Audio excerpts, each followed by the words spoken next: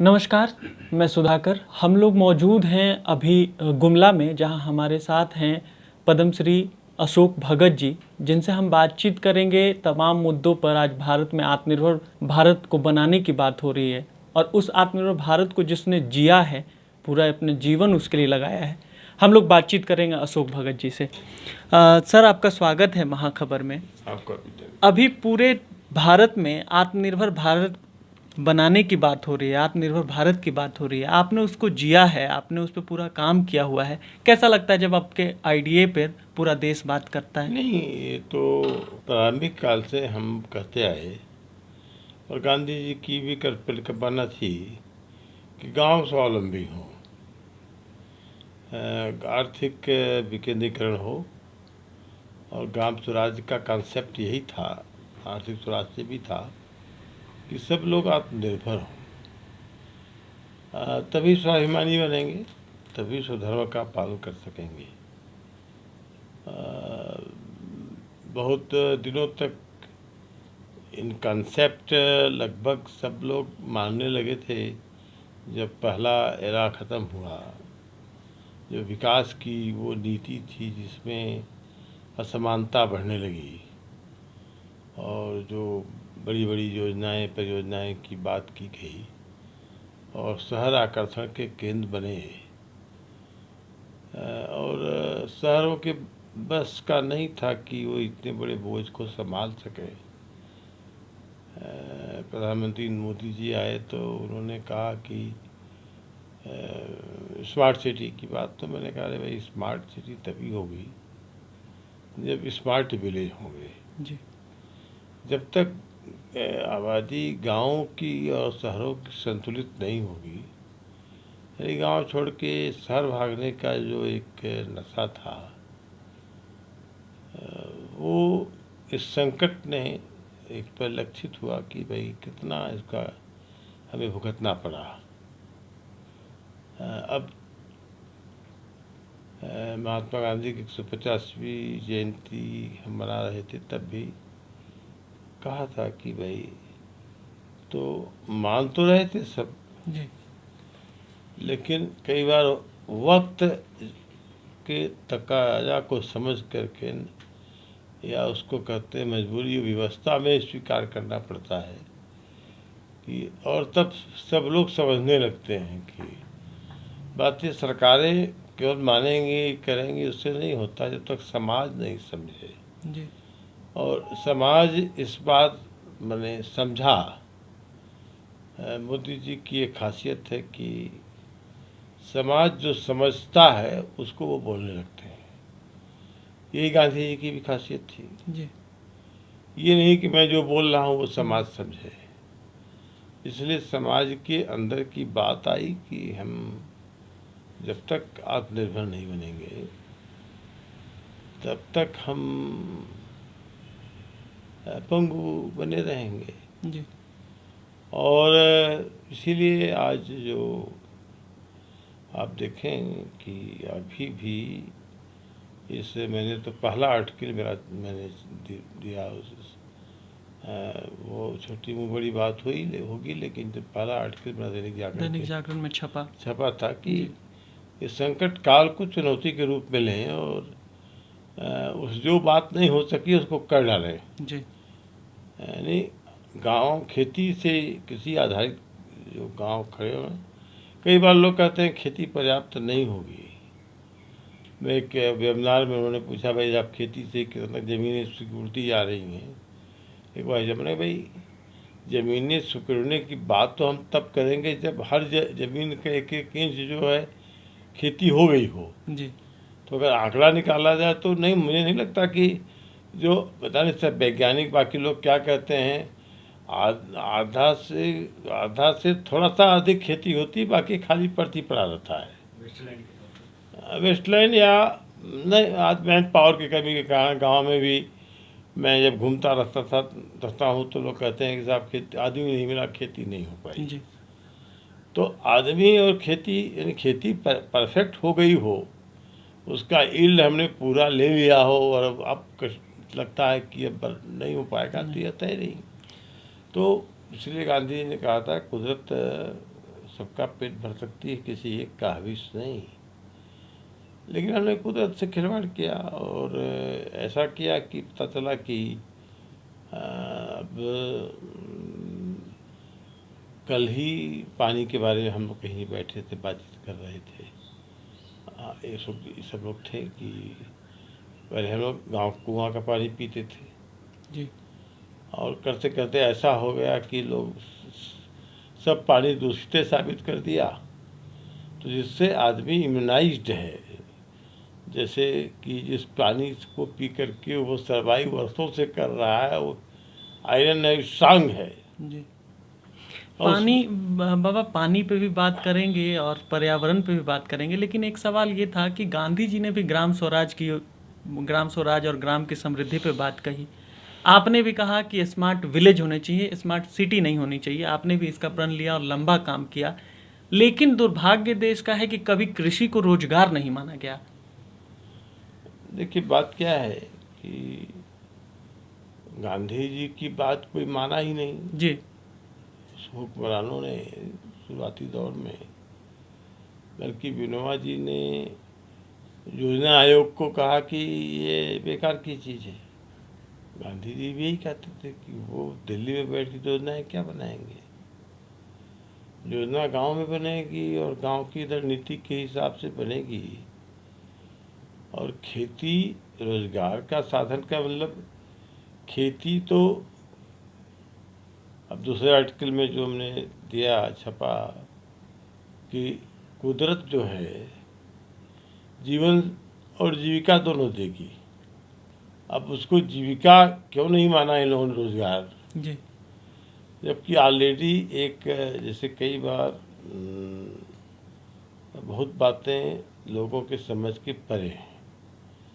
मतलब कृषि कहा था पटेल जी ने एक बार, हिंदुस्तान पाकिस्तान का जब बंटवारा हुआ और कश्मीर में हमारी फौजें अभावग्रस्त स्थिति में भी जीती, अंग्रेज़ों की उम्मीद नहीं थी। जी। कमीशन बना पहला हिस्ट्री के लिए, उन्हें ब्रिटिशर्स ने बनाया कि भाई क्या वो भारतीय फौजों में है जो कि वो जीत गई, उनका हथियार हमने लिया नहीं था। वो तो सोचते थे कि कश्मीर में हार जाएगी, पाकिस्तान को कश्मीर मिल जाएगा। तो पहला सवाल पूछा उनसे, पटेल से, कि कैसे आपकी फौजें जीत गई अभाव में भी। It is our culture. क्या, व्हाट इज योर कल्चर? तो पटेल ने कहा था, कल्चर इज आवर कल्चर। अरे कल्चर इज आवर कल्चर। केवल देखिए, 2 जून की रोटी मिल जाती है। खेती, वनस्पति, जंगल ऐसा है कि आज भी मुझे नहीं लगता, जो मैंने कई बार बातें उठती हैं तो हम अब संवेदनशील हो जाते हैं और लोग बोलते नहीं। हमने तो बोला है कई बार कि ये भूखमरी की बात पॉलिटिकल है। जी गांव में आदमी जान जाता है किसी घर में राशन नहीं है तो मिलके उसको दे देता है, भूखा नहीं मरने देता है। बीमारी से मर गया, कोई कारणों से मर गया, आप ठीक है। तो अगर वो थोड़ा भी उद्यम करता है तो मैं अभी भी, मुझे अभी मालूम हुआ उत्तर प्रदेश में एक लड़के ने मुझे बताया कि आधा एकड़ खेत है उसके पास, वो खेती खाने भर को एक परिवार को निकाल लेता है। खेती और अगर इस पे बात हो रही, कृषि पे बात हो रही है, तो तो आपने रोजगार ऑटोमेटिक, मैंने कहा कि उससे रोजगार की बात का खत्म कर दें उसको, कि उसका उत्पादक का जो वैल्यू एडिशन है, जी उसकी कीमत बढ़ाना। जी देखिए, इस देश में अंग्रेजों ने साजिश पूर्वक पहले तो कुटीर उद्योगों को समाप्त किया। कुटीर उद्योग खेती से जुड़े हुए थे। कुटीर उद्योग अलग होंगे और खेती अलग होगी, ये बड़े उद्योगों की बात हो सकती है, लेकिन जो सामान्य उद्योग है, MSME या आंचल पेशल है, ये खेती से जुड़े हैं। दूसरा, हैमर तब किया, खेती से अलग किया लोगों को। तो खेती के उत्पादन को वैल्यू एडिशन में हम कर दें, और वही छोटी छोटी, मेरा आज भी कंसेप्ट ये करता है, आप छोटी सी यूनिट हमने बैठा दिया, अगर हम चला लेते हैं एक प्रोसेसिंग, तो 50 से 100 लोगों को काम नेचुरली यहाँ मिलेगा। जी, हम भी वही कह रहे हैं। किशनपुरा जो है एक मॉडल के रूप में, किशनपुर बिशुनपुर हाँ। बिशुनपुर एक मॉडल के रूप में उभरा है। उसको देखने माननीय राष्ट्रपति भी यहाँ आते हैं, उस मॉडल को देखने। तो इस सुंदर सपने को, इस एक खूबसूरत सपने को खड़ा करने में कितना वक्त लगा? जो इसको आज लोग मान रहे हैं, देखने आते हैं, कितना वक्त लगा? देखिए, धारा के विपरीत काम करके कोई चीज़ खड़ी करना तो वक्त लगता है। जी और विकास केवल हम आर्थिक समृद्धि से ही न जोड़ें इसको। ये संपूर्ण जीवन की एक प्रणाली साथ में विकसित होती है। यानी आदमी बदलता है, उसका माइंडसेट बदलता है, सोच बदलती है, उसकी जीवन शैली बदलती है, तो एक जीवन लगता है। एक जीवन लगता है तो 20-25 साल उसके लगते हैं, तो इतना तो लगेंगे। 20-25 साल लगने की बात हुई। आपने इन्हीं लोगों के लिए, अपने लोगों के लिए आपने प्रण लिया था कि मैं कपड़े नहीं पहनूंगा, आपने वस्त्र त्याग दिए थे। अब 30 वर्ष बाद आपको कैसा लगता है? क्या स्थिति सुधरी है? आपका प्रण जो आपने लिया था वो अब? मैं आते समय अपने लड़के से, ड्राइवर से बात कर रहा था। जी ऐसे ही पूछ रहा था कि तो इसी गांव का है। हमने कहा भाई तुम्हारे गांव के घर घर में बिजली हुई? क्या है जी सर।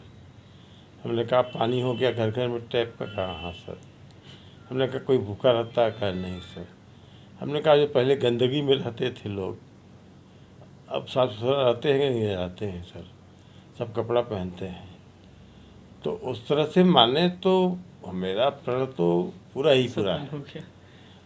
अब वो प्रण देखिए क्या है कि अब यहाँ से अगर हम देश को एड्रेस कर रहे हैं जी तो हो सकता है और भी बहुत कुछ करना बाकी हो। जी कोरोना की चुनौती जैसे आई। जी इसी पे एक सवाल है कि आप लगातार पर्यावरण के बीच रहते हैं, आपने पर्यावरण को जिया है। अब कोरोना जैसी महामारी देश, पूरी दुनिया में फैल रही है, तो क्या ये इसका वजह ये भी है कि हम अपने पर्यावरण और अपनी चीज़ों से दूर हो रहे हैं, इसलिए ये प्रभावी हो रही हैं? बट नेचुरल है। इम्यून पावर जो है, जी इम्यून पावर, लोग सोचते थे कि विटामिन की गोलियां खा लेने से बढ़ जाएंगी। पर्यावरण की विपरीत परिस्थितियों में जो सस्टेन में ही आया, तो लगातार 5 सालों तक मुझे मलेरिया का अटैक झेलना पड़ा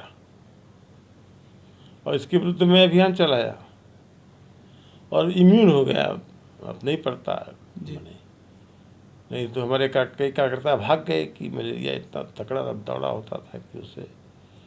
तो देखिए, ये तो अब साबित हो गया कि जो कोरोना के संक्रमित मरीज मिल रहे हैं, गांव के भीतर के नहीं मिल रहे हैं, बाहर से मिल- आ भी रहे हैं, तो गांव वाले शहर वासियों की तुलना में ज़्यादा अलर्ट हैं। वो खुदे लॉकडाउन किए हुए हैं। वे जाओ पहले कोरोनाइट हो, थोड़ा सा अपने को ठीक हो के आओ। काढ़ा पी लेने से, जैसे मैं स्वयं ही कुछ रोगी हूँ, मैं डायबिटीज़ का हूँ, तो तमाम मेरे शुभचिंतक मुझे कहा करते हैं कि आप पूछते हैं क्या हुआ, सावधान रहिए, 60 साल के ऊपर के हो गए। मेरे एक मित्र है, वो हार्ट अटैक हो गया उनको, तो क्या देख रहे थे, क्यों चले गए। अब हम लोग काढ़ा पीते हैं रोज़, जी खांसी नहीं आने देते हैं। बाकस का पत्ता ऐसे ही मिलता है, और ये फार्मूला मैंने सबसे कहा कि बाकस का पत्ता से काढ़ा पीजिए, सिंधुवार के पत्ते से को डाल के पीजिए, अमृता गिलोय को पीजिए। अब उसका वही रामदेव बाबा सब मिला के टिक्कियाँ बना दे रहे हैं, तो एक बहुत दवाई बड़ा हो क्रांति हो जाती है।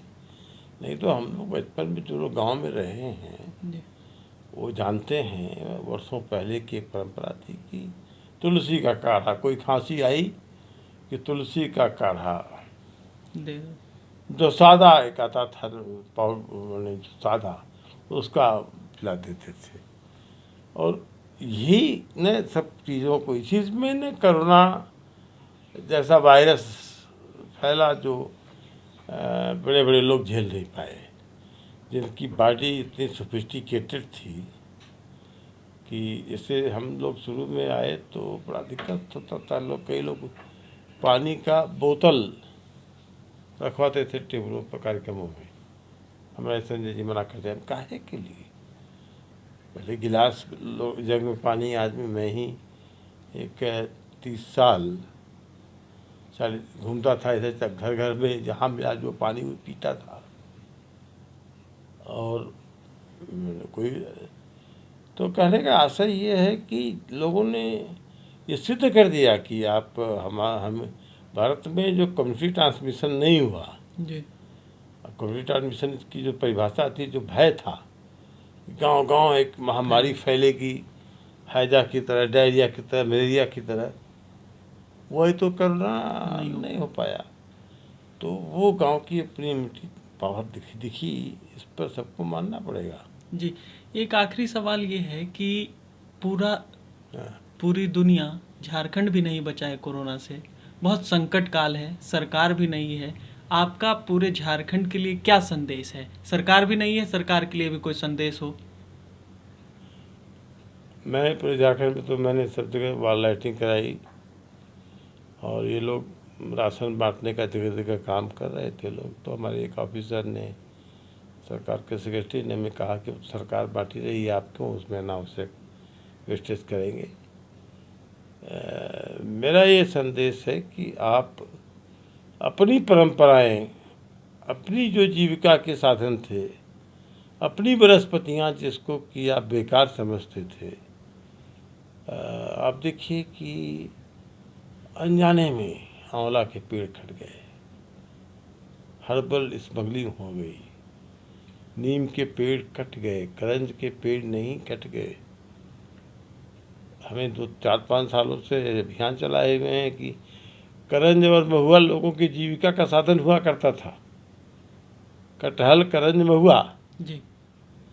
ये यहाँ पर जब 4-6 महीने लोगों को भोजन नहीं मिलता था, तो यही सब जीविका के साधन होते थे।